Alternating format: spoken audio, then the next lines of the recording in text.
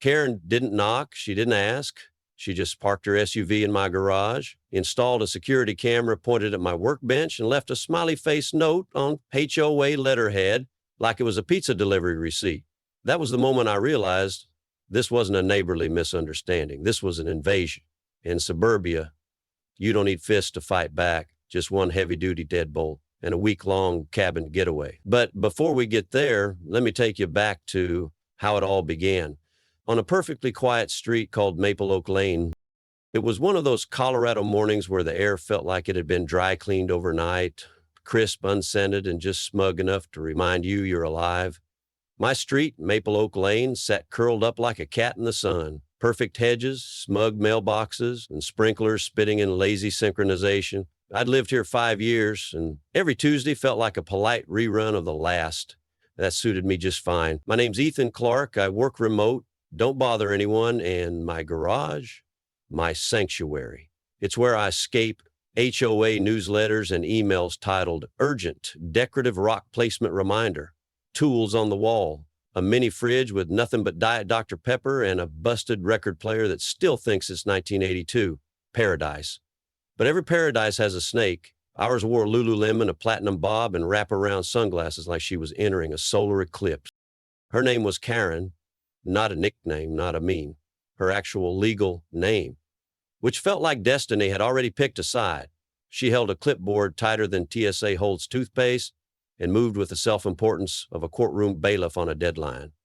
Officially, she was vice chair of community compliance, but make no mistake, this woman patrolled the cul-de-sac like she had arrest powers.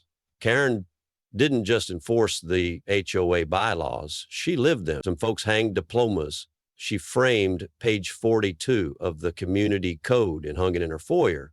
Her war against aesthetic disruptions was the stuff of legend. She once cited a neighbor's Halloween skeleton for emotional disturbance to pedestrian morale. That's not a joke.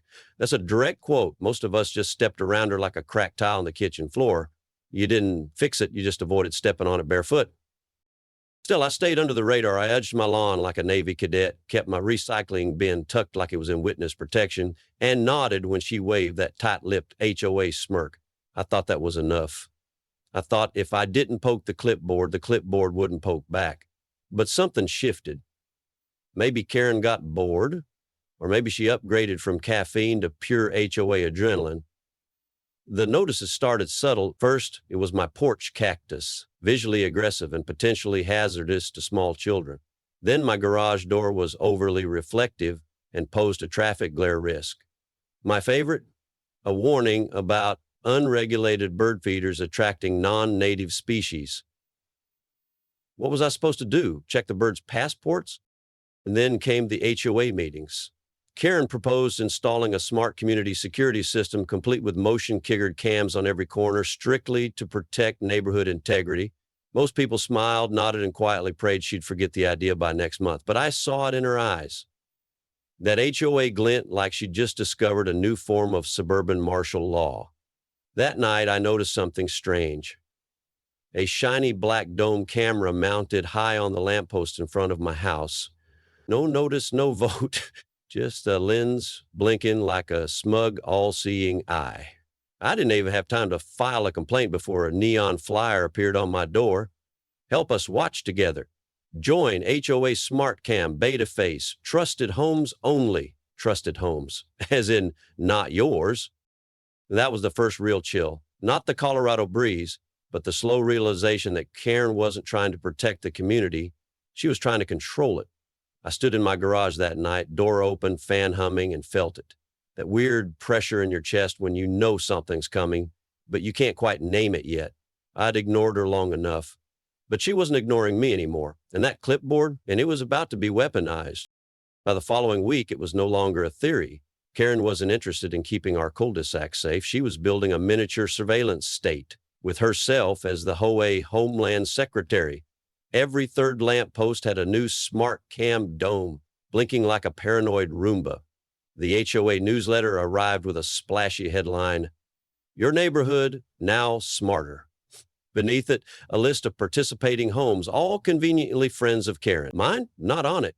And that would have been fine if the flowers had stopped there. But then I found a warning duct taped to my garage like a crime scene notice.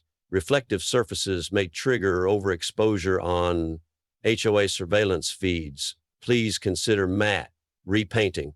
It was like being fined for offending the camera's feelings. A few nights later, I caught her, Karen, in full sneaky HOA ranger mode, walking across my driveway with a flashlight and a notepad. At 10:32 p.m., I watched from behind the curtains as she paced in a grid pattern, like she was scanning for landmines. At one point, she bent down to inspect my welcome mat. My welcome mat. It said, "Come back with taco." I opened the door slightly just to mess with her. She jumped, dropped her pen, and muttered something about documenting environmental infractions. I swear she ran back across the street like I had released a dog. The next morning, I received a flyer titled "Community Cleanliness and Emotional Harmony," with a highlighted quote, "Visual sarcasm undermines community spirit." It was underlined twice. But the real kicker came 3 days later. I woke up early, couldn't sleep, probably still thinking about visual sarcasm, and decided to finally reorganize my garage. It had been weeks since I spent real time in there. Coffee in hand, I padded downstairs, pressed the button to open the garage, and heard that familiar grind of metal lifting. Sunlight spilled in, and then my brain stuttered. Parked inside like a mechanical squatter was a silver new gleaming, and definitely not mine. There were moving boxes crushed under its tires, a paint shelf tilted sideways, and something taped to the windshield. I stepped closer. It was an HOA letterhead in looped cursive. Garage space temporarily utilized for HOA security equipment. Per community enforcement rights, this location is designated as Tier 1 Smart Cam Hub. Thank you for understanding. Karen. There was even a smiley face at the smiley face. I didn't move for a full minute. I just stared at it, wondering if this was a prank or if Karen had finally lost her last marble. Then I looked up and saw it. The blinking red light of a tiny surveillance camera mounted to the inside ceiling of my garage. The mount was drilled directly into the beam I'd spent 3 weekends refinishing. My hands went cold. She hadn't just parked in my garage. She had installed hardware, rewired a beam, and left a note like it was a Post-it on a borrowed casserole dish. No warning, no permission, not even a text. And this wasn't a neighborly misunderstanding. This was a hostile HOA occupation. And it hit me. If she thought she could install surveillance in my garage without asking, what else had she done that I hadn't discovered yet? I walked back into the house in silence, heart ticking faster with every step. I didn't yell, didn't slam anything. I just sat on my couch, stared at the coffee cooling in my hands, and started planning. Karen had broken the unspoken suburban code, never mess with another person's garage. But if she thought I was going to storm across the street and demand justice like some HOA courtroom drama, she had another thing coming. No, I was going to take my time. I was going to make it hurt, but politely. And the best part, I wouldn't have to raise my voice. All I needed was one lock, one message, and one very inconvenient vacation. I took a deep breath, set down my coffee, and headed straight to my laptop. Not to email the HOA, not to message Karen, but to search for maximum security garage locks that would make a doomsday prepper proud. 30 minutes later, I had a hardware store pickup scheduled and a grin spreading across my face like warm butter on toast. I didn't care how petty it sounded. I was about to install a lock so mean it could qualify as emotional support. Karen had trespassed, vandalized, and essentially claimed squatters' rights on my garage. That wasn't neighborhood drama anymore. That was war. Suburban, passive-aggressive, Home Depot-sponsored war. And I wasn't just fighting for my garage. I was fighting for everyone who'd ever gotten a citation for inconsistent mulch tones. The store clerk gave me a look when I brought the deadbolt combo to the counter. "Planning to survive a siege?" he asked. I smiled politely. "No, just locking up a Karen." By noon, I was back home, gear in hand, adrenaline humming. I didn't rush it. I took my time, the way you do when you're building something that's both practical and symbolic. Every twist of the screwdriver felt like a tiny middle finger dipped in civility. I unhooked the garage door opener, cut the power to the remote access system, and bolted on a heavy-duty lock so thick it looked like it came off a bank vault. Then, just for flair, I taped a printed sign to the garage under repair, access temporarily unavailable. We appreciate your patience. It was peak HOA passive-aggressive politeness with just a sprinkle of menace. Karen couldn't argue with it. That would violate her own language style. I stood in the driveway afterward, arms crossed, admiring my work like a retired general surveying a battlefield. The garage was locked. The camera inside? Powerless. Her SUV? Still parked like it was starring in a hostage movie. I didn't feel guilty. If anything, I felt calm. I had used the most effective weapon known to suburban man: bureaucracy and silence. And I wasn't done yet. That afternoon, I booked a week-long cabin stay in the Rockies. No cell signal, no HOA meetings, no Platinum Bob surveillance agents, just me, the trees, and a slow-burning revenge that needed altitude. I packed one bag, shut off the Wi-Fi, turned on a light timer in the living room, and flipped the garage breaker. As I drove away, I passed Karen's house. The curtains twitched. I didn't wave. I just smiled like someone who'd finally turned HOA lemons into legally flavored lemons.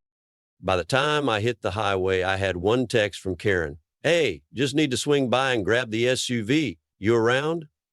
I didn't answer. I turned up the radio, tossed the phone into the glove box, and let the mountain road carry me towards silence. That night, at the cabin, I sipped whiskey by a fire pit while the stars blinked down in what I imagined was solidarity. Somewhere down in Maple Oak Lane, a silver SUV sat trapped in a locked garage, and Karen was probably pacing with a clipboard like a lunatic, denied her parking throne. The next morning, I checked my phone, 5 missed calls, all from her. Then a new number appeared, Doug, the HOA president. His message was short. "Hey, just touching base. Karen mentioned a small issue with your garage." "Mind chatting?" I smiled. "A small issue. Sure, Doug, let's call it that." But I didn't reply. Not yet. I was on vacation after all. And if Karen was going to claim my garage as community property, then I was going to claim her SUV as an accidental art installation. Let her sweat. Let her spiral. I imagined her trying to get a locksmith, being turned away for lack of ownership papers. I pictured her attempting to file a vehicle retrieval grievance form with the HOA and getting ghosted by the board. Imagine Jerry across the street live streaming the whole thing on his lawn chair, adding day 2 of the SUV siege with sidewalk chalk. I could already hear the kids chanting, "Free the SUV," like it was some suburban protest movement. Karen had tried to weaponize rules, but now she was about to learn what it felt like when rules were aimed back. And trust me, nothing stings like being out-HOA'd your own game. By the second day of my vacation, Karen's messages had shifted from chipper to clinical. The smiley faces were gone, replaced with phrases like, "This is unacceptable," "HOA policy mandates resolution," and my favorite, "You are creating a hostile neighborhood dynamic." Hostile? Lady, you turned my garage into a CCTV outpost and expected a fruit basket. I sipped my morning coffee by the fire, scrolling through her increasingly desperate texts with the kind of calm only altitude and vengeance can bring. Somewhere between the 3rd and 4th, "Please respond ASAP," I got a blurry photo from my neighbor Steve, retired ex-cop, now full-time suburban gossip connoisseur. The photo showed Karen standing in my driveway with a man holding a clipboard and looking deeply uncomfortable. "She brought a locksmith," Steve's caption read. Didn't go well. Apparently, when the locksmith asked for proof of ownership or signed authorization, Karen pointed at my house and said, "I'm with the HOA." The guy asked if that meant she owned the house. She sputtered. He refused service. She began ranting into her phone on speaker while pacing in tight circles like a malfunctioning Roomba. Steve, of course, streamed the whole thing on his Facebook page under the caption, "Day 3, Karen Siege, still no SUV, still no chill." By noon, kids on scooters were riding by shouting, "Free the SUV." One even chalked a missing vehicle poster on my driveway, complete with a sad stick figure Karen. And then came the escalation. Karen returned that evening with a megaphone. Yes, a real battery-powered amplification for emergencies only megaphone. She stood at the edge of my lawn, because she knew not to step foot on it, and began broadcasting her official HOA message to the community. According to Steve, the speech included phrases like vehicular hostage situation, abuse of residential boundaries, and violation of the spirit of neighborhood trust. Steve texted me, "She sounds like a suburban Mussolini." I laughed so hard I dropped my marshmallow in the fire. Meanwhile, Jerry, the ex-locksmith neighbor, began updating a sidewalk chalk tally in front of my garage. Garage gate, day 4, still locked, still legendary. The HOA board couldn't ignore it anymore. Doug, the actual HOA president, texted me again. Hey, Ethan, can we maybe touch base when you're back? We'd like to avoid further community tension. I still didn't respond. I was too busy watching squirrels bicker over peanuts and realizing they had more conflict resolution skills than Karen. That night, I got another email. This one CC'd to Doug, the HOA lawyer. Yes, there's a lawyer, and a Gmail address labeled communitycomplianceco@gmail.com, which I'm 95% sure was just Karen's cousin. The subject, urgent, unauthorized detainment of vehicle, emergency intervention request. The tone was pure melodrama. My property has been locked against my will inside another resident's garage during a moment of neighborhood service. This situation must be resolved immediately to prevent further escalation. She wrote it like she'd parked there while fleeing a forest fire. But the best part? The community had completely turned. People who used to avoid HO meetings like they were root canals were now outside chatting, laughing, bonding over Karen's meltdown. One neighbor posted a parody flyer. Neighborhood watch meeting topic, how not to use a megaphone. Someone put up a cardboard sign in their yard, garage liberation now. Even the mailman gave Steve a thumbs up and said, he heard about the SUV, hope it makes it through. Karen didn't just overplay her hand, she turned it into a neighborhood event, a circus. And all I had done was nothing. That was the beauty of it. She was unraveling herself while I roasted marshmallows 90 miles away. But deep down, I knew this couldn't last forever. Karen was cornered. And when someone like that feels cornered, they don't retreat, they double down. And I had a feeling her next move was going to be her loudest, boldest, and most catastrophic yet. The emergency HOA meeting was scheduled for 6:30 p.m. sharp Tuesday evening. Karen showed up at 5:45 dragging a rolling suitcase behind her like she was checking into a courtroom instead of the community clubhouse. She wore a bright red blazer, likely to scream authority louder than the megaphone had, and perched herself at the front like a disgraced CEO prepping for a comeback TED Talk. On the table in front of her, stacks of binders, folders, color-coded pages, tabbed and highlighted like someone had weaponized a Staples catalog. You could smell the toner from the hallway. Doug, poor Doug, looked like a man trapped between a clipboard and a lawsuit. As president of the HOA, he had always maintained the energy of a golden retriever at a job interview, eager to please, terrified to offend. Let's keep this respectful, he muttered before the meeting began, which was adorable considering Karen had literally CC'd an HOA lawyer. I took a seat in the back, calm, unreadable. My only prop, a manila folder and a small USB drive. Steve gave me a nod from across the room, mouth twitching like he was holding back popcorn commentary. Behind him, Jerry scribbled Garage Gate, Day 6, Judgment Day on the whiteboard normally used for bake sale announcements. Karen began. Her voice was theatrical, trembling just enough to suggest persecution, but steady enough to sound like she practiced in the mirror. She claimed I had illegally detained her vehicle, obstructed emergency HOA operations, and created a climate of hostility that endangered the emotional well-being of the neighborhood. She even passed around screenshots of her own messages, yes, her own messages, highlighted and time-stamped as if flooding my inbox with caps lock threats was somehow incriminating for me. Then she dropped the big one, a printed document titled Temporary HOA Authorization Protocol. It looked official, complete with a blurry HOA seal and a signature that looked like it'd been dragged across a mouse pad. She declared this was proof she had every right to park in my garage, install surveillance, and act on behalf of community protection interests. Doug blinked. Karen, who signed this? She sniffed. It's signed by Community Compliance Supervisor Paige L.A. A pause. She's on vacation right now, but she authorized it via email. Do you have that email? Doug asked.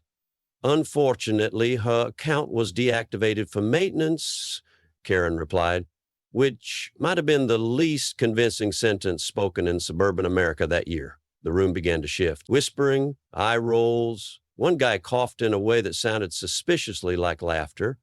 Karen pushed on, voice rising, listing community codes, citing bylaws, quoting rule numbers like a desperate auctioneer. Then it was my turn. I walked to the front and plugged in the USB. No speech, no theatrics, just a 14-second video clip projected onto the clubhouse screen. It showed Karen in my garage, mid-stillation of the smart cam, talking to someone on speakerphone and saying the words, "No, he's not home. I just used the master key from the HOA lockbox. He'll never know." Silence. Cold, awkward, glorious. I followed with a printed insurance clause. Garage listed as exclusive use private storage area, not subject to HOA communal designation. Then a second document, an email from the real Page L, confirming no such authorization was ever issued and that she had never met Karen in person. Boom. The entire HOA board stared at Karen like they'd just realized she was the person who writes Yelp reviews in all caps. Doug cleared his throat. Well, given this information, the board finds that Karen overstepped her authority and committed a serious breach of community trust. Effective immediately, she is removed from all HOA committee positions, fined for unauthorized property use, and suspended from voting rights until further notice. Karen's mouth opened, then closed. No sound. No defense. She stood up, papers falling off her lap, and left the room like someone whose entire world had just been hit by a silent gavel. I didn't follow, didn't smirk. I just gathered my folder, nodded to Steve, and stepped out under a peaceful evening sky. But I knew Karen wasn't done. She had one move left, the legal kind. And after all this, she wasn't going to go quietly. No HOA Karen ever does. Exactly 7 days after the HOA meeting, a letter arrived at my door via certified mail. Return address, law offices of Drennan & Co.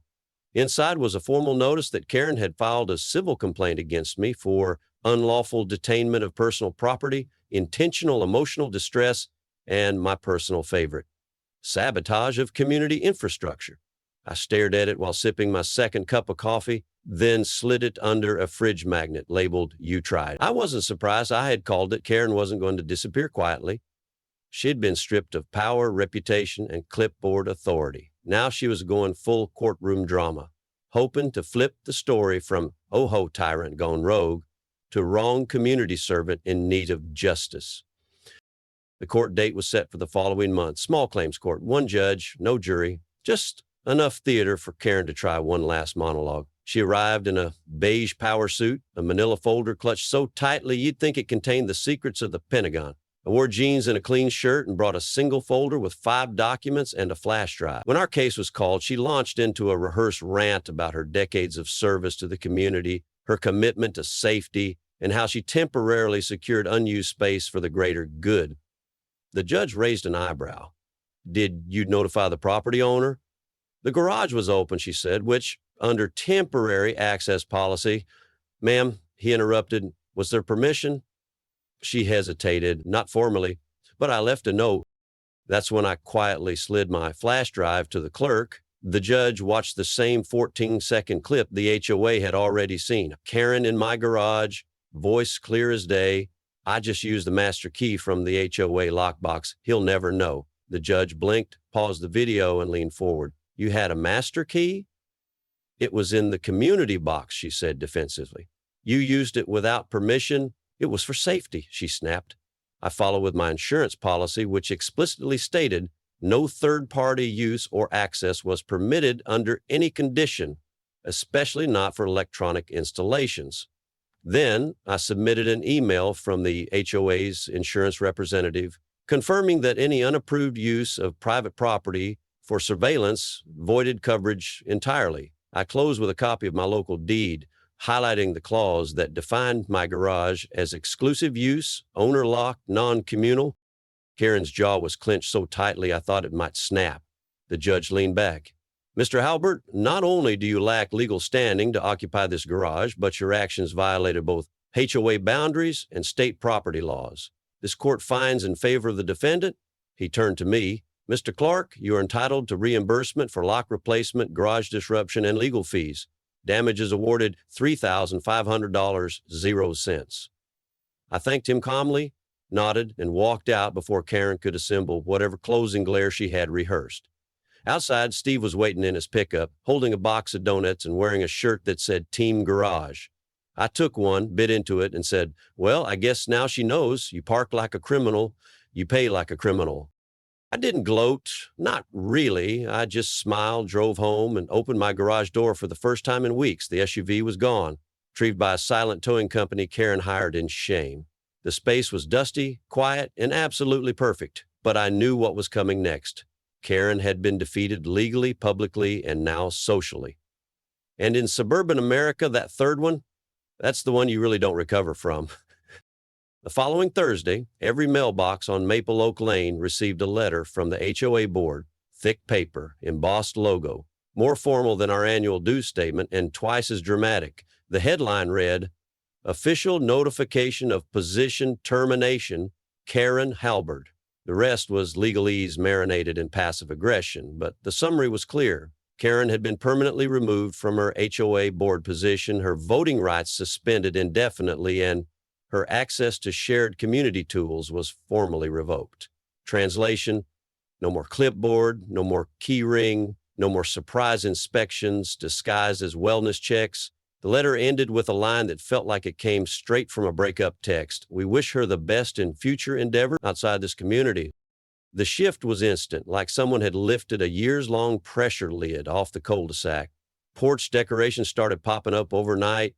Gnomes, string lights, wind chimes, even a front lawn inflatable dinosaur wearing sunglasses. Steve walked his dog twice as slowly as usual, smiling like a man who just had his HOA taxes refunded. Kids rode scooters across driveways with chalk drawings saying, "We're free," and "Garage Justice wins." Someone, probably Jerry, put a sign near the mailbox cluster that read, "Now accepting BBQ RSVPs, clipboards not allowed."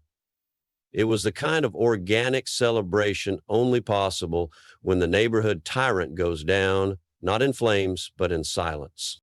I kept things quiet at first. No victory lap, no "I told you so." But one evening, I did open the garage and set up a lawn chair on the driveway, cold drink in hand. No SUV inside, no camera blinking, just me, the fading light, and the peaceful hum of a community finally allowed to breathe. Steve passed by with a cooler and handed me a burger wrapped in foil. "For services rendered," he said. I took a bite and muttered, "The taste of freedom is medium rare." He nearly choked laughing. Karen still lived across the street, for now. Her yard, once meticulously pruned like a golf course for ants, had grown uneven patches. The American flag she used to reposition daily was now slightly crooked. No one saw her on morning walks anymore. No flyers, no citations, no HOA reminder notes. It was like someone turned her volume dial all the way down. And then, one morning, it happened. A plain white sign went up on her lawn, bold red letters, "For sale." No announcement, no flyer, just surrender, printed and posted. Nobody said a word, but the message spread faster than any HOA bulletin ever had. Within hours, Steve updated the chalkboard. "Garage gate, day 42, the final exit." And someone tied a helium balloon to her mailbox that said, "Bon voyage." The air felt lighter, laughter lingered longer, and for the first time since I moved in, I realized this neighborhood was actually pretty great. All it had needed was a little oxygen and maybe one good lock. I never locked my garage out of spite. I locked it out of principle. Because in neighborhoods like ours, boundaries aren't just lines on a deed, they're unspoken agreements. About respect, about space, about not using someone's garage like it's a public charging station for your HOA ego. Karen didn't just cross a line, she trampled it in heels and left a clipboard behind like a flag of conquest. But here's the truth. Sometimes the loudest power move is silence. Sometimes the best revenge isn't yelling, it's locking the door, taking a vacation, and letting the consequences park themselves. And when your community finally breathes again, that's not just a win, that's liberation.